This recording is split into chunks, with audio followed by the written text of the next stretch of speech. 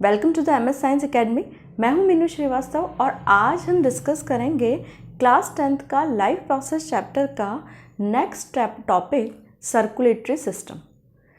Last video में हमने discuss किया था प्लांट के ट्रांसपोर्टेशन के बारे में और आज हम डिस्कस करेंगे एनिमल्स के अंदर ट्रांसपोर्टरी जो सिस्टम है, जो उसका सर्कुलेटरी सिस्टम है, वो हम पूरा डिटेल में स्टडी करेंगे।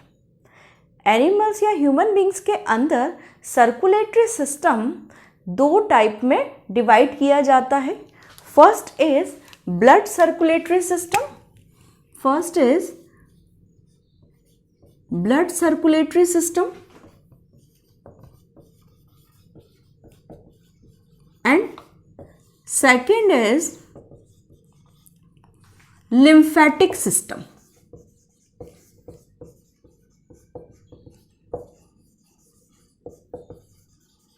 अब यहाँ पर हम डिस्कस कर चुके हैं पहले ही कि ट्रांसपोर्टेशन या सर्कुलेशन क्या है। ट्रांसपोर्टेशन या सर्कुलेशन मीन्स किसी एक चीज़ को दूसरी एक जगह से ले जाके दूसरी जगह लेके जाना, ये ट्रांसपोर्टेशन है। अब इसके अंदर जो जो चीज़ें इंक्लूड होती हैं वही हमें स्टडी करनी होती है। एनिमल्स के अंदर ब्लड या ह्यूमन बींग्स के अंदर ब्लड एक ऐसा सिस्टम है जो कि पूरी बॉडी को कनेक्ट करके रखता है।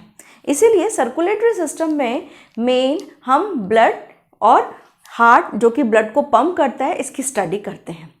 ब्लड के बेसिकली आज हम डिस्कस करेंगे ब्लड के बारे में। ब्लड कैसा कलर का होता है? सबसे पहले सबको पता है रेड कलर का। और ब्लड के अंदर इसको क्या क्या इसके अंदर पार्ट होते हैं? इसके अंदर दो पार्ट्स होते हैं, प्लाज्मा और corpuscles.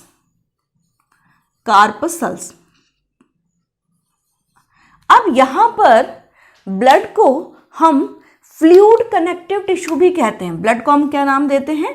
Fluid connective tissue. Fluid connective tissue. अब यहां पर ब्लड फ्लूइड कनेक्टिव टिश्यू क्यों? क्योंकि ये फ्लूइड फॉर्म में होता है, लिक्विड फॉर्म में होता है। कनेक्टिव टिश्यू क्यों? क्योंकि ये हमारी बॉडी को कनेक्ट करके रखता है। अब यहां पर ब्लड के जो दो पार्ट्स हैं, प्लाज्मा एंड कार्पसल्स। प्लाज्मा का परसेंटेज ब्लड के अंदर 55% होता है एंड कार्पसल्स 45% होता है। प्लाज्मा का परसेंटेज 55% एंड कार्पसल्स का परसेंटेज 55% होता है। अब इनके अंदर बेसिकली क्या क्या होते हैं वो हम देख लेते हैं। तो अभी हम कौन सा सिस्टम पढ़ रहे हैं? ब्लड सर्कुलेटरी सिस्टम पढ़ रहे हैं। लिम्फेटिक सिस्टम उसके बाद में पढ़ेंगे, वो मैं बताऊंगी आपको कि लिम्फ क्या होता है, कैसे जनरेट होता है और उसका क्या क्या फंक्शन होता है। अब यहां पर हम हेडिंग डाल लेते हैं ब्लड।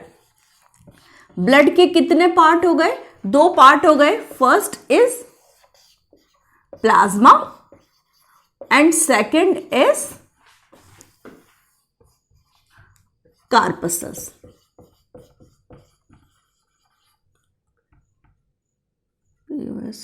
CL corpuscles. अब यहां पर प्लाज्मा का परसेंटेज कितना है? 55% और कार्पसल्स का परसेंटेज कितना है?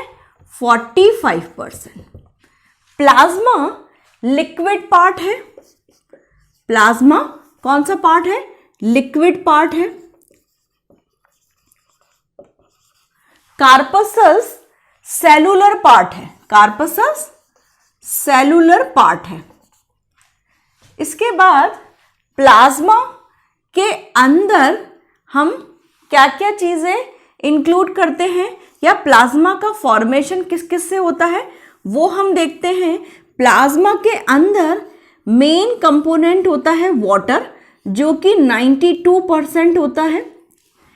8% रिमेनिंग 8% इसके अंदर solutes, proteins, glycoproteins, lipids and एक बहुत इंपॉर्टेंट कंटेंट जिसे हम कहते हैं हिपेरिन। हिपेरिन बहुत इंपॉर्टेंट होता है, क्यों? क्योंकि heparin is the natural anticoagulant. Natural anticoagulant.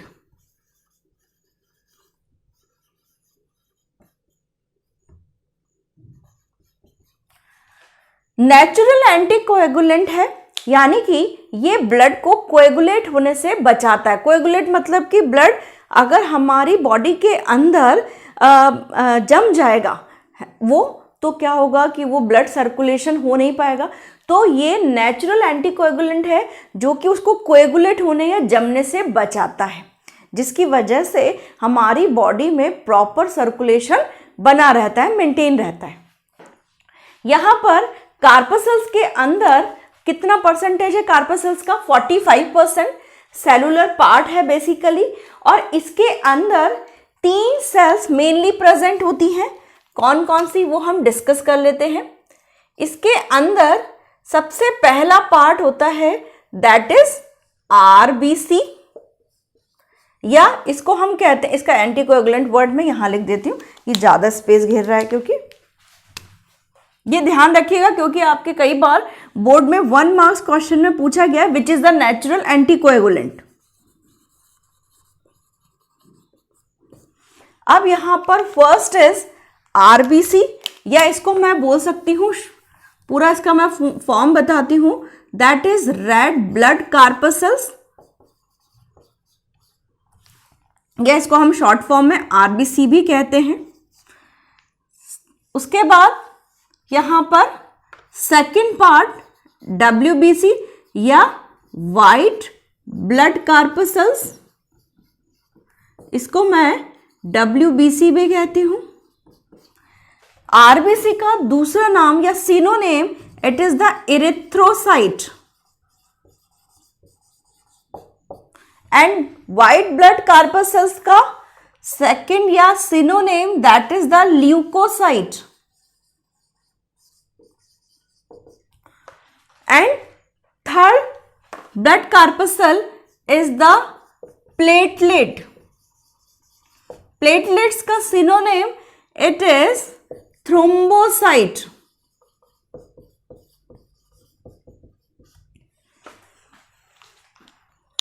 White blood cells, red blood cells and platelets. अब हम इनकी कंपैरेटिव स्टडी कर लेते हैं। रेड ब्लड सेल्स, जैसे नाम से ही पता लग रहा है ये कैसी होंगी? रेड होंगी। अब ये रेड क्यों होती हैं? क्योंकि इनके अंदर रेड कलर का पिगमेंट हीमोग्लोबिन प्रेजेंट होता है। हीमोग्लोबिन प्रेजेंट होता है, जिसको शॉर्ट फॉर्म में हम HB भी बोलते हैं, HB, ओके, H कैपिटल और B स्मॉल। यहां पर रेड ब्लड सेल्स का जो शेप होता है that is biconcave shape. Biconcave shape. Red blood corpuscles के अंदर न्यूक्लियस नहीं होता, न्यूक्लियस एब्सेंट होता है। ये एक बहुत ध्यान देने वाली बात है कि रेड ब्लड सेल्स के अंदर न्यूक्लियस प्रेजेंट नहीं होता है, लेकिन बेटा जब ये बन रही होती हैं तो इनके अंदर न्यूक्लियस रहता है। जब ये मैच्योर हो जाती हैं तब ये न्यूक्लियस एब्सेंट हो जाता है या न्यूक्लियस डीजेनरेट हो जाता है। आरबीसीज का नंबर 4 to 5 मिलियन पर ml ऑफ ब्लड होता है। एक 100 ml ब्लड के अंदर अगर हम हीमोग्लोबिन का कंटेंट देखें तो हीमोग्लोबिन का कंटेंट करीबन 12 से 15 mg तक होता है। 12 to 15 mg तक पर 100 ml ब्लड में हीमोग्लोबिन प्रेजेंट होता है। अब यहाँ पर जो रेड कलर का जो पिगमेंट है जिसे हमने कहा हीमोग्लोबिन, हीमोग्लोबिन आपकी बॉडी के अंदर ऑक्सीजन को कैरी करता है। ये ऑक्सीजन को बाउंड करेगा और ऑक्सीजन को सेल तक अप्रोच करवाने का काम करता है। तो हीमोग्लोबिन का फंक्शन समझ में आ गया कि ये ऑक्सीजन को क्या करता है? बाइंड करता है, और ये इस ऑक्सीजन को जिसे बाइंड हो जाता है उसको ये सेलुलर पार्ट तक लेके जाता है, यानी सेल तक लेके जाता है। अब यहां पर रेड ब्लड सेल्स का जो लाइफ स्पान होता है, यानी कि अगर हम ये देखें कि एक रेड ब्लड सेल्स या एक आरबीसी ऑन एन एवरेज कितने दिन जिंदा रहती है, इट इज अराउंड या अप्रोक्स 120 डेज। लेकिन इसका मतलब ये नहीं है कि 120 डेज से पहले वो डीजेनरेट नहीं हो सकती, बिल्कुल हो सकती है। यानी कि हमने एक अप्रोक्स माना है, करीबन ये 100 to 120 डेज होता है। कुछ आरबीसी 110 डेज पे भी डीजेनरेट हो जाती है, कुछ 120 डेज पे भी, लेकिन हम ऑन एन एवरेज इसको मानते हैं। उसके बाद यहां पर जो डीजेनरेट आरबीसीज हैं, डीजेनरेट, अब आरबीसीज जो डीजेनरेट हो गई हैं वो गई कहां और नई कहां से बन के आई हैं? तो यहां पर ये हमें बहुत इंपॉर्टेंट पॉइंट याद रखना है कि जो डीजेनरेट आरबीसीज हैं वो स्प्लिन और लीवर में डीजेनरेट कर दी जाती हैं, स्प्लिन और लीवर में डीजेनरेट कर दी जाती हैं।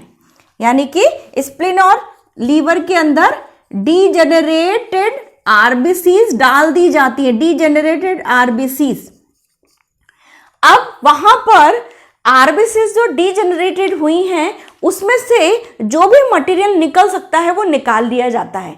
इससे अब आरबीसी के अंदर क्या क्या प्रेजेंट हो सकता है? हीमोग्लोबिन बहुत इंपॉर्टेंट है। हीमोग्लोबिन का अगर हम स्ट्रक्चर देखें तो ये बना हुआ है हीम प्लस ग्लोबिन। हीम कौन सा पार्ट है? आयरन पार्ट है। हीम कौन सा पार्ट है? आयरन पार्ट है। और ग्लोबिन प्रोटीन पार्ट है। तो इसीलिए आपको जब ग्रोइंग टाइम होता है तो आपको आयरन से रिलेटेड कंटेंट बहुत ज़्यादा खाने चाहिए। जैसे आपको ग्रीन वेजिटेबल्स बहुत ज़्यादा खानी चाहिए, तो और या लोहे की कढ़ाई में मम्मी जरा जनरली पालक वगैरह अच्छे से बनाती है, तो उससे क्या होता है कि वो आयरन कंटेंट आपकी बॉडी में जाता है और वो ब्लड फॉर्मेशन का काम करता है। ब्लड फॉर्मेशन मतलब कि आरबीसी फॉर्मेशन का काम करता है। यहां पर हीमोग्लोबिन का समझ में आ गया। अब ये जो पार्ट, कुछ पार्ट जो आरबीसी, जो बचे कुछ डीजेनरेटेड आरबीसी से भी निकाल लिया जाता है और उसको वापस से यूटिलाइज कर दिया जाता है। नई आरबीसीज का फॉर्मेशन स्प्लिन और लीवर दोनों में ही किया जाता है और वहां पर डीजेनरेशन का काम भी होता है। That is why spleen is called graveyard of RBC. Graveyard of RBC means RBC की कब्रगाह, आरबीसी वहां जाके दफना दी जाती है। तो इसके अलावा स्प्लिन को हम एक और नाम देते हैं, it is the blood bank of body, blood bank of body. तो कई बार आपसे 1 मार्क्स में पूछा गया है which is the graveyard of RBC and what happen with the degenerated RBCs. तो डीजेनरेटेड आरबीसीज को स्प्लिन में ले जाके प्रोसेस्ड किया जाता है, उससे रिलेटेड मटेरियल्स को निकाल दिया जाता है and finally the all material get sorted out. समझ में आया है? अब यहां पर हम बात करते हैं WBCs को। WBCs known also termed as the leucocytes. सबसे पहले हमारा आरबीसी का फंक्शन समझ में आ गया। आरबीसी ऑक्सीजन को होल्ड करती है और सेल्स तक लेके जाती है। WBCs जो होती हैं ये जर्म्स से फाइट करने का फंक्शन करती हैं। यहां पर मैं पहले एक सेपरेटिंग लाइन यहां पर ड्रॉ कर देती हूं तो it will helpful for you. अब यहां पर जो WBCs हैं, WBCs क्या फंक्शन करती हैं? ये फाइट करती हैं अगेंस्ट द जर्म्स, फाइट करती हैं अगेंस्ट द जर्म्स। यानी कि ये हमारी बॉडी का डिफेंस मैकेनिज्म करती हैं। तो ये हमारी बॉडी का एक डिफेंस सिस्टम है।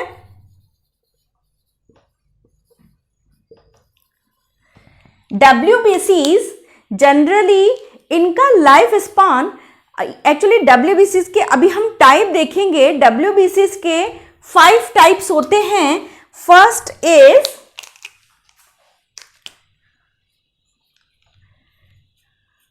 ग्रेनुलोसाइट,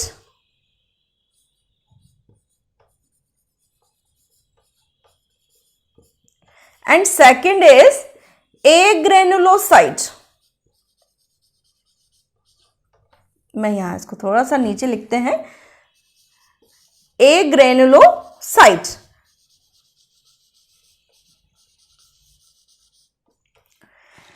अभी हमने कहा 5 टाइप्स हैं, लेकिन यहां पर मैंने लिखे 2 ही हैं। तो ग्रेन्युलोसाइट के भी 3 सब टाइप होते हैं। फर्स्ट इज आपका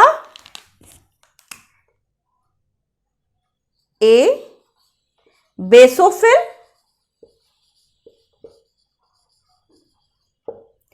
सेकंड न्यूट्रोफिल,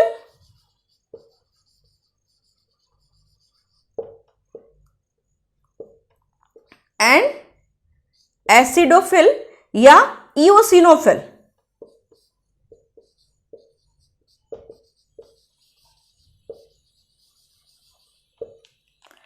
ए ग्रेन्युलोसाइट के 2 सब टाइप होते हैं, मोनोसाइट एंड लिम्फोसाइट। हाँ, इसको मैं यहां रेड पेन से ड्रॉ करती हूं। इसके यहां सी से डी यहां पर कंटिन्यूएशन में लेते हैं। ए ग्रेन्युलोसाइट के 2 सब टाइप होते हैं, दैट इज लिम्फोसाइट एंड ई आपका मोनोसाइट। WBCs का, इसीलिए मैंने आपको कहा था कि WBCs के 5 सब टाइप्स होते हैं। जो ग्रेनुलोसाइट और ए ग्रेनुलोसाइट के तीन सब टाइप्स हो गए ग्रेनुलोसाइट्स के, बेसोफिल, न्यूट्रोफिल, इओसिनोफिल। और ए ग्रेनुलोसाइट के 2 सब टाइप हो गए, लिम्फोसाइट एंड मोनोसाइट। अब यहां पर हम WBCs का फंक्शन समझ लेते हैं। WBCs एक डिफेंस मैकेनिज्म की तरह काम करती है। डिफेंस मैकेनिज्म मतलब कि ये 2 तरीके से काम करती है। फर्स्ट इज फैगोसाइटिक और इम्यूनोसाइटिक। ये 2 तरीके से काम करेगी।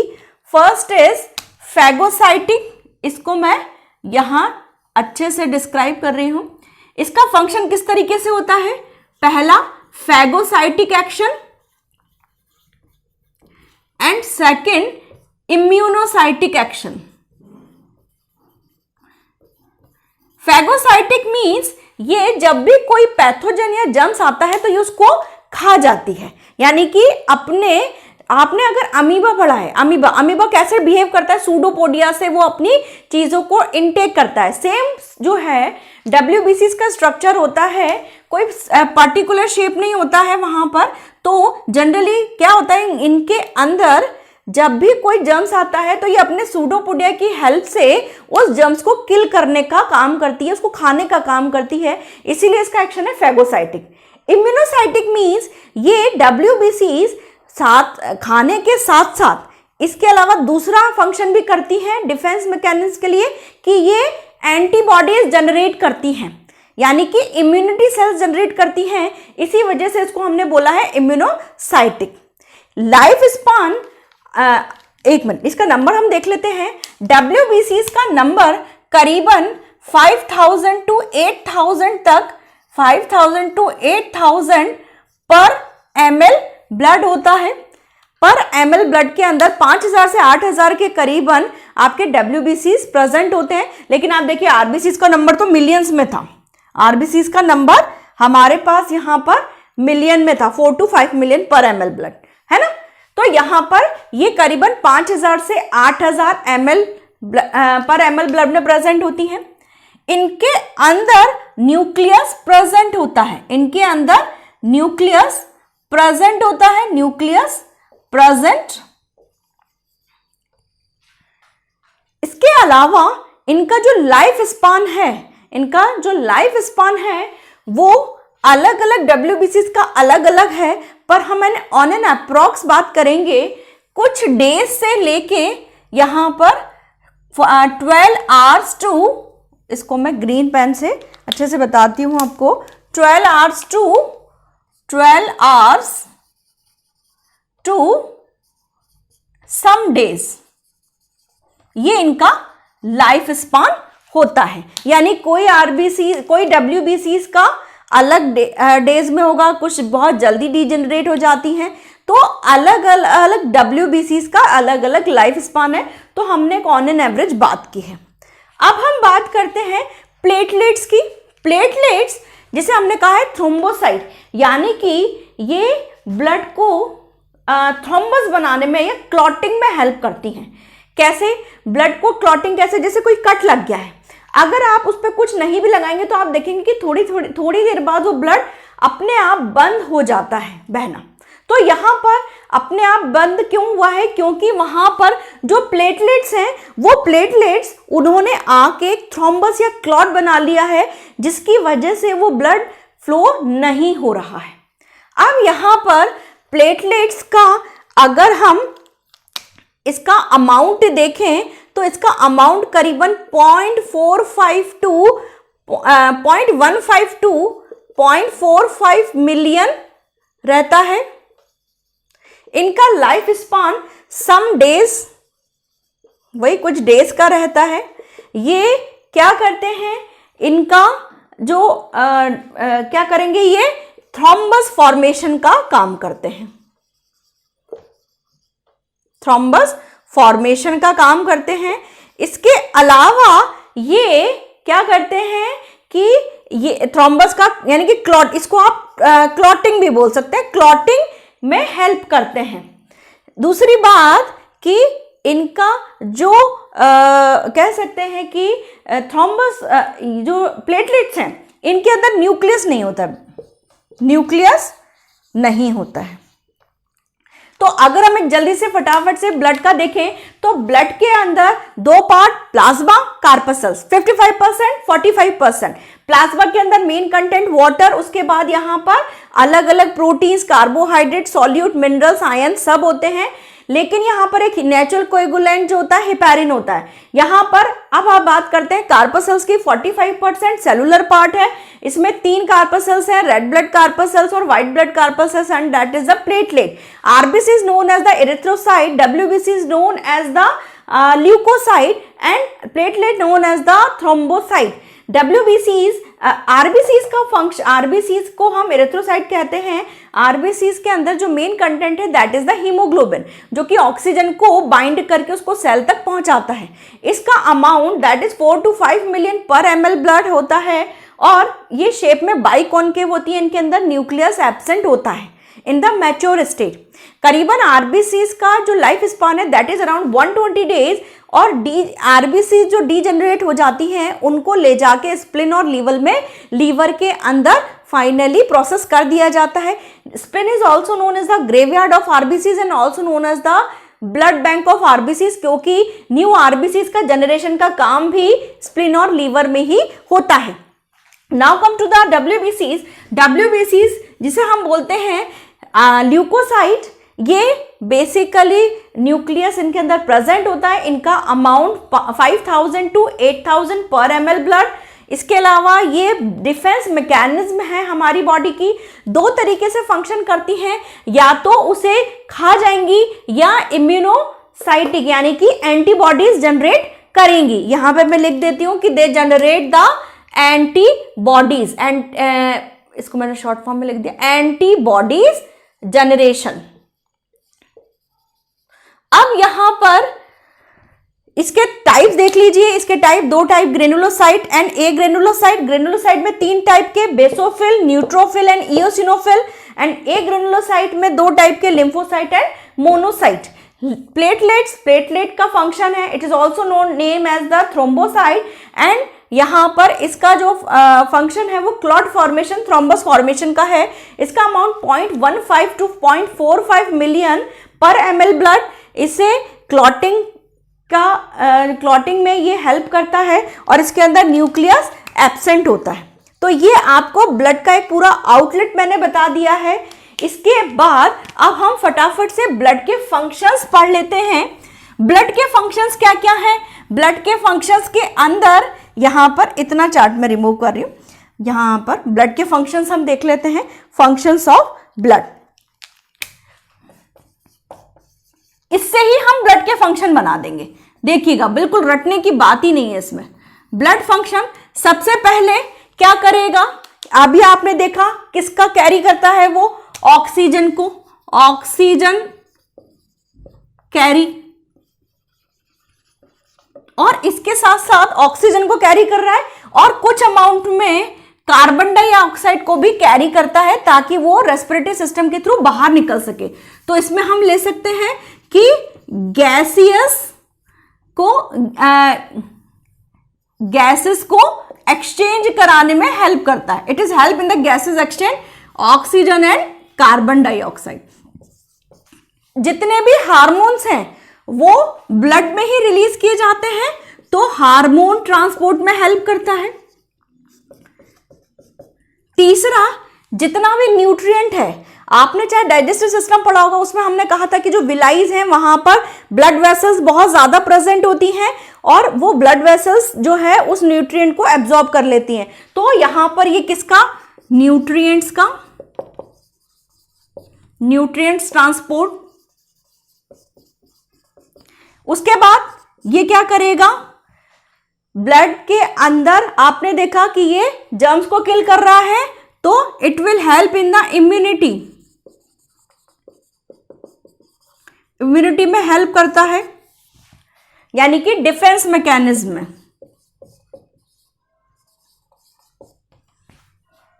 ठीक है, इसके बाद यहां पर और क्या पढ़ सकते हैं हम कि जितना भी न्यूट्रिएंट्स है, हार्मोन्स है, गैसेस एक्सचेंज है, अब यहां पर हम ये कर सकते हैं कि वाटर, आयंस और या वाटर बैलेंसिंग का काम करता है ये हमारी बॉडी में। यानी कि हमारी बॉडी में अगर एक्सेस में हो रहा है तो ये वाटर को स्वेटिंग के थ्रू बाहर निकालेगा। वाटर और ion balance, water and ion balance कर दीजिए, क्योंकि हमारी बॉडी में टेम्परेचर रेगुलेशन का काम भी करता है ये। जब आप देखिएगा कि जब आप बहुत ज्यादा वर्कआउट कर रहे हैं तो हमारी बॉडी में बहुत ज्यादा जो है स्वेटिंग होती है और हम पूरे लाल पड़ जाते हैं, क्योंकि ब्लड सर्कुलेशन बहुत तेज होता है और वो फटाफट से हीट को बाहर निकालता है, अदरवाइज वी विल कोलैप्स। और यहां पर ये हमारी बॉडी का पीएच मेंटेन करता है, क्योंकि पीएच बहुत ज्यादा इंपॉर्टेंट होता है जितना भी आपका एंजाइम है उसके लिए। तो आई होप आपको ये ब्लड का पूरा एक जो आउटलेट है वो समझ में आया होगा। In the next video we will discuss the heart और हार्ट का किस तरह से फंक्शनिंग होता है। Thank you.